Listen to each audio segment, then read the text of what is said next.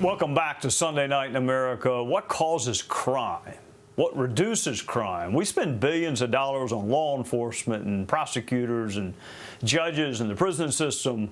So money is not the sole answer. But what is?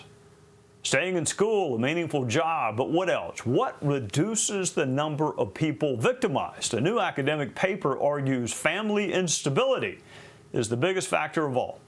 This study says cities are safer when two-parent families are dominant and more crime-ridden when family instability is common.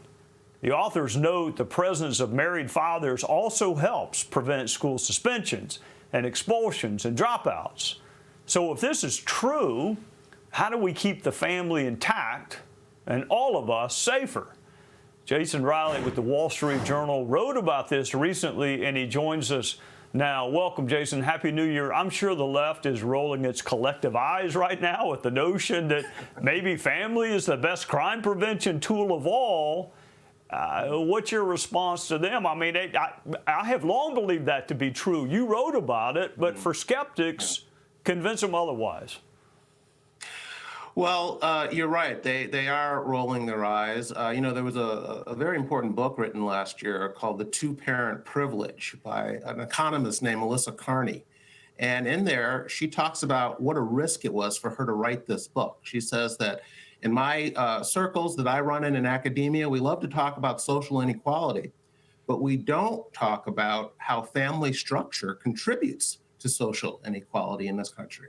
And we need to talk about it. I think the bigger problem here is fatherlessness. It is one of the true root causes of this. We know that the correlation between a child coming from a fatherless home and ending up in prison or on drugs or a single parent himself are much more strongly correlated with whether that child came from a fatherless home than it is with race, than it is with ethnicity, than it is from poverty and income level. So the bigger factor is, in fact, fatherlessness, and we don't talk about that enough.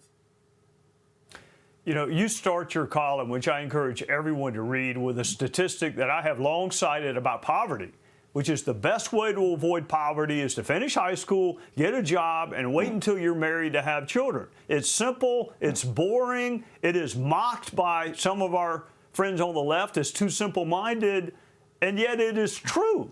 Is it not? I mean, I assume that's why you started your column with it. It's a powerful... It's absolutely true, Trey, and it's something that there have been in the past sort of campaigns, public campaigns to encourage. In New York City, some years back, they were putting up billboards under Mayor Bloomberg on subways and trains and buses and so forth. And he got a lot of pushback from liberals who say this is moralizing, this is victimizing teen moms and blaming them for their circumstances. And we don't want to do that. But it's not about that. We all know heroic single parents, Trey. Some of us are related to them even. They do a great job, but we know that the statistics tell us that they have their work cut out. That is the harder way to go. And our goal here is to encourage kids to make the right decisions going forward so they don't end up in this situation. It's not about moralizing and blaming people. You know, Jason, you cannot be more... I want fewer people in prison because that means fewer victims, and it means really fewer lives lost. And I got to tell you, I prosecuted a lot of people in my old job. I had a lot of moms show up for sentencing. Good people. They loved their sons. But I saw very few fathers come to court. We only got a little bit of time. But what is the presence of a father that keeps sons out of the criminal justice system? What would you put your finger on as to why? Oh, my goodness. They're role models. They're simply role models. They teach their sons how to behave, how to carry themselves, how to treat women.